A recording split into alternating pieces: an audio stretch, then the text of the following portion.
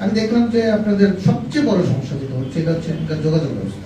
এর মধ্যে যে বড় চ্যালেঞ্জটা হলো যে আমি দেখলাম যে আসলে ইন্ডিয়ার যে টিমটা ছিল তারা ছিল না আসলে।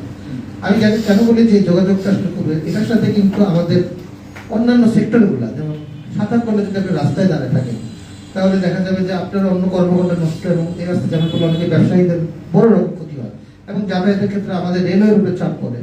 এবং রেলওয়ে সবচেয়ে বড় কথা হলো রেলওয়ে তখন ছিল মাত্র দুটা, কালনি ছিল না, এবং খুব বাজে একটা অবস্থা ছিল। আমি তো রীতিমতো স্যারদের সাথে মানে অনেক সময় দেখা যেত স্যাররা একটু মনক্ষুণ্ণ হতো আমার প্রতি, হয়েছেও, যে আমি বারবার বলছি স্যার, কালনি বিজয়ীতে যখন লিখলাম তো স্যার কালনি এখানে এসে আমাকে বললো দিদার তোমার স্টেশনের দ্বারাই আমি তোমাকে ফোন করলাম, তোমাকে কালনিটা দিয়ে গেলাম দুইটা স্টপেজটা। তারপরে আমি বললাম স্যার বিজয়টা বলে ওটা তো ভাই মানুষই যায়। তা আমি বললাম স্যার আমার তো এখন যে অবস্থা দেখতেছি এই আপনার 600-700 টিকিটে তো কাজ হচ্ছে না, কারণ আপনি যদি রাস্তা ভালো থাকতো স্যার আপনার এখানে এটা চলতো, কিন্তু আপনি তো রাস্তা ভালো না, মানুষ অল্টারনেটিভ নাই।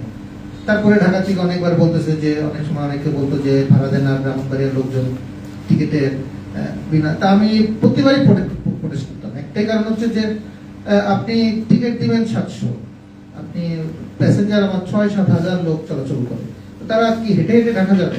এটা তো সম্ভব না।